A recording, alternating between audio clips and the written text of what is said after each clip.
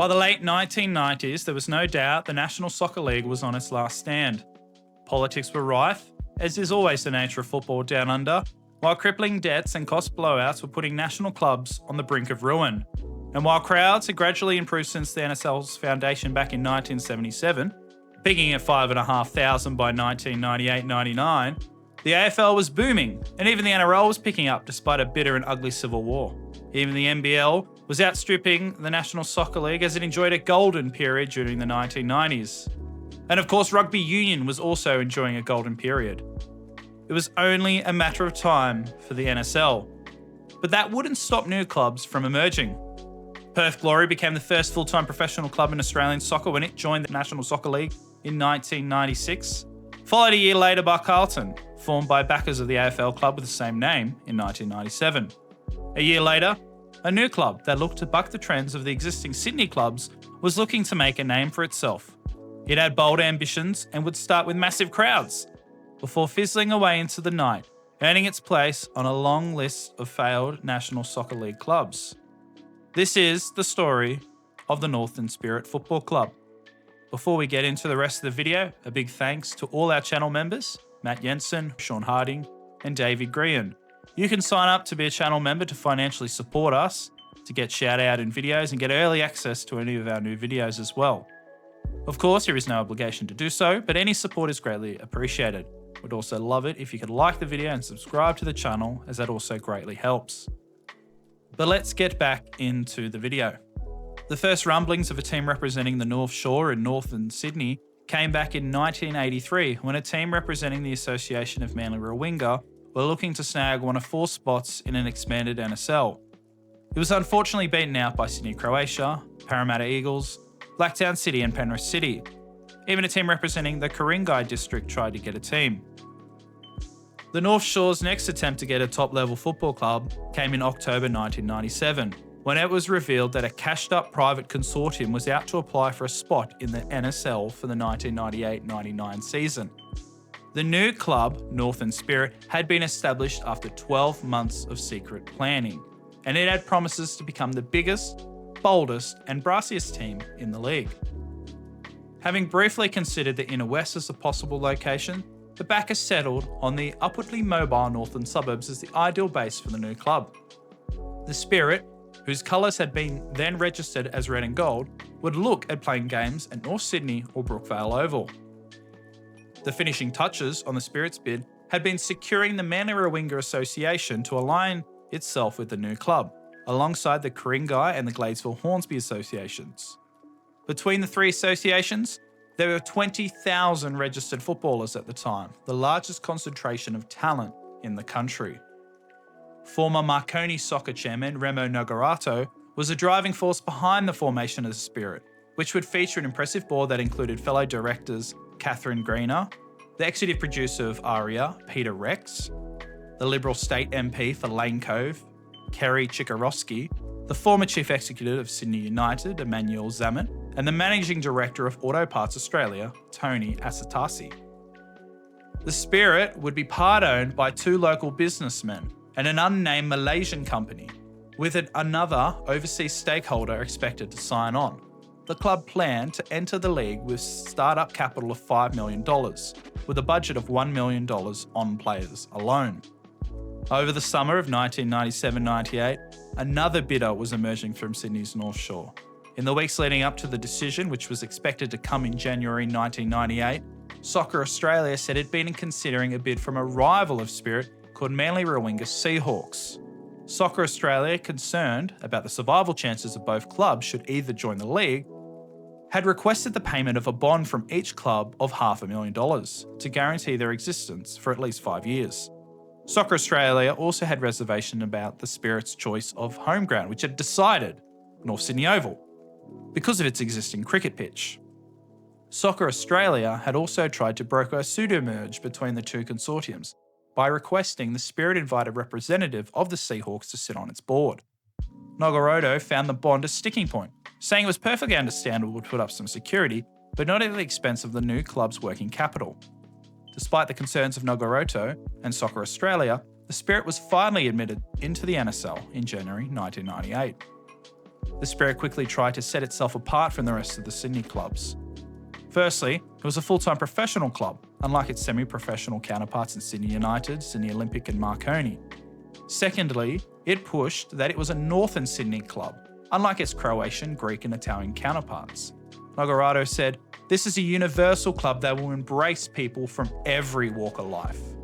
His comments were suggesting that immigrant-founded clubs were not embracing fans outside their ethnicity, and that Northern Spirit, it would embrace fans from communities and suburbs instead of ethnicity. Backed by deep pockets, the Spirit was able to recruit a number of high-profile players, with Graham Arnold the most notable, being signed to captain-coach the team.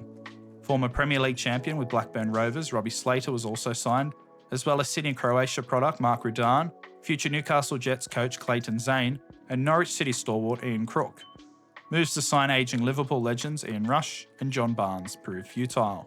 Spirit's opening game quickly loomed, scheduled for Friday, October 9, 1998, at North Sydney Oval.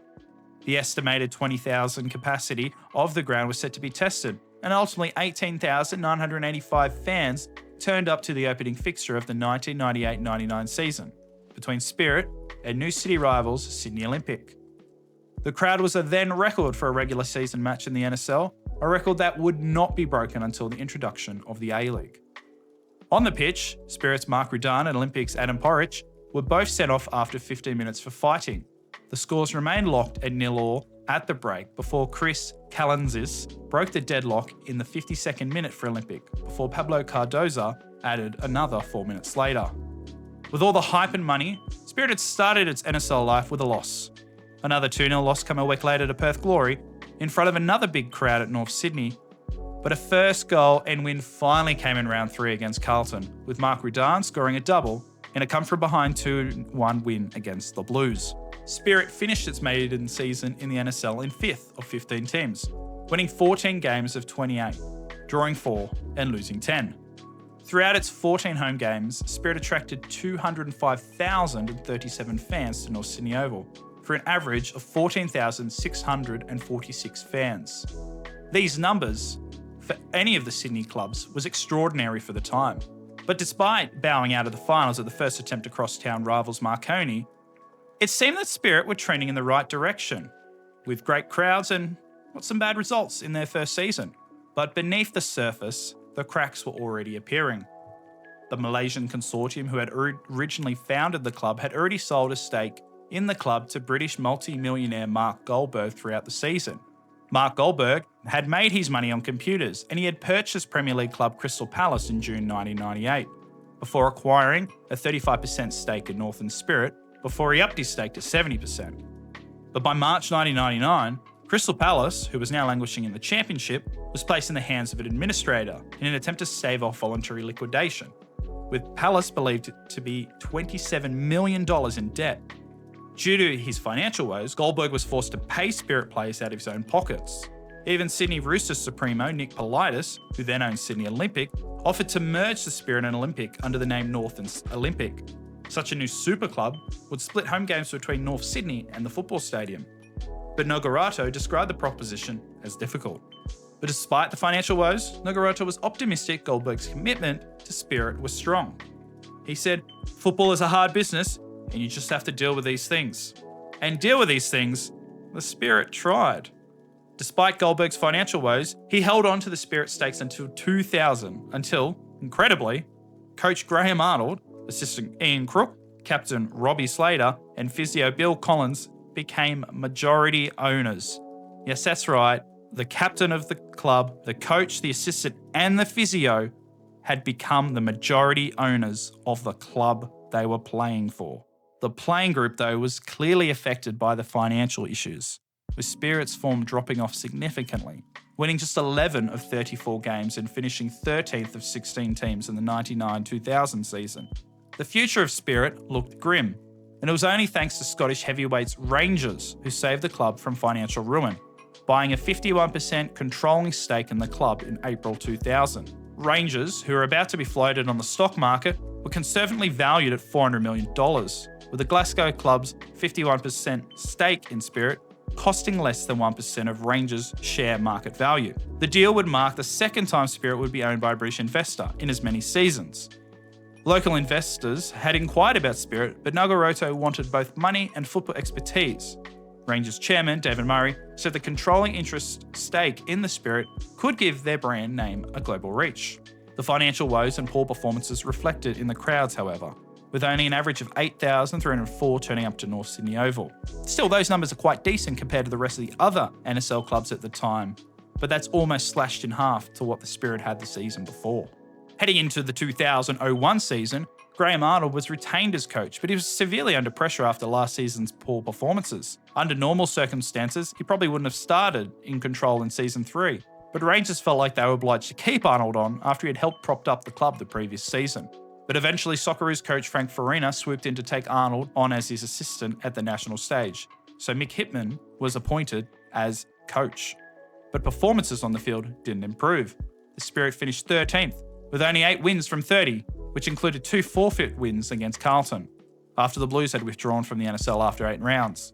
Attendances continued to slide too, with an average of just 4,526, with a high of just 10,254 against Sydney Olympic. Ahead of the Spirit's 4th season in 2001-02, the North Sydney-based club had been 100% bought by Rangers and were looking to cut costs. The club's average of 4,749 was up from last year, but only by about 200 fans, but down by almost 10,000 on its first season. The club's form had improved slightly, finishing 8th on 34 points, just 2 points short of returning to the finals, but after the Socceroos missed out on the 2002 FIFA World Cup, the crowds dried up, and with C7, the paid TV network owned by Channel 7 broadcasting the NSL, folding mid-season, publicity dried up even further. Both Spirit and Soccer Australia were imploding, insolvent, racked by infighting and board instability. The club again went close to going under during the off-season, but was saved by the investment of Antonio Gilanesi, who bought a stake in the club. But any player with any value at all was sold off, and Mick Hickman was also shown the door, with Laurie McKinnon installed as coach, and a team composed mainly of under-20s. The contract with North Sydney Oval was also untenable, with the club playing half their games at Brookvale Oval in Season 5. Crowds hit rock bottom, with an average of 2,509, with the best attendance a measly 3,760 against Marconi. But the Spirit did return to the finals, finishing in 6th. The top 6 played each other twice, with the top 2 progressing to the grand final, and Spirit finished 5th, winning just 2 games, including one against grand final runners-up Sydney Olympic. By now, the Spirit had fallen months behind with player payments, but somehow it had a place in the final season in the NSL in 2003-04. North Sydney Oval was completely gone, and so was Brookvale Oval, as it was deemed too expensive. The club would now play at Pittwater Park, the home of Ruinga Rugby Club. For its 6th season, Antonio Gilanesi had been able to wrangle out the majority of shares in Spirit from Rangers. But in December 2003, the Scottish club, unwilling to put any more money in, liquidated the company that controlled the club, and Gilanesi transferred the license to become the sole owner. Spirit officials deemed liquidation as a positive move, enabling it to cut itself free from the 49% ownership from the Scottish club, who allegedly owed the Spirit up to $1 million. Gilanesi was hopeful that 2 northern suburbs-based businesses would also come on board as investors, but the writing was on the wall for the club, with the known folding in the NSL coming at season's end. Ultimately, 3 Central Coast-based businessmen, Brian Sewell, Andrew Sylvester and Jerry Radaman, oversaw the final days. Spirit made a late season run for the finals, but ultimately fell 2 points short in 7th. The Spirit's final ever game was played in front of just 2,009 fans, with future Central Coast Mariners champion Adam Kwasnik scoring a brace in a 2-1 win over Adelaide United. It was the club's final ever game, as it folded soon afterwards. But the legacy of Northern Spirit would live on. The former youth teams of Spirit were assembled into the new Gladesville Hornsby FA in 2004. The FA would merge with North Sydney Women's FA in 2019. The club would adopt the name North West Sydney Spirit, and the club's first major trophy would come in 2022 when it won the Waratah Cup, while it was promoted to the New South Wales NPL for the first time in 2023. It has twice qualified for the Australia Cup in 22 and 24, the club being knocked out at the round of 16 in 2024 to eventual finalist Melbourne Victory. But at the time of recording, Northwest Sydney Spirit remarkably sit atop of the NSL NPL and are looking on track to booking a spot in the inaugural Australian Championship. Well, thanks once again for watching and listening to our video. I really enjoyed this video looking at Northern Spirit. Learned a heap about the club and a lot of the tumultuous stuff going on around the ownership of the club. Hope you learned something as well. Maybe if you did learn something, maybe like the video, subscribe to the channel, and keep those notifications turned on. We're trying to pump out more content. However, just life, holiday sickness gets in the way of everything. And unfortunately, this video got a little bit held up. I was hoping to get it out a few weeks ago, but woe is life. Anyway, we'll see you in the next video.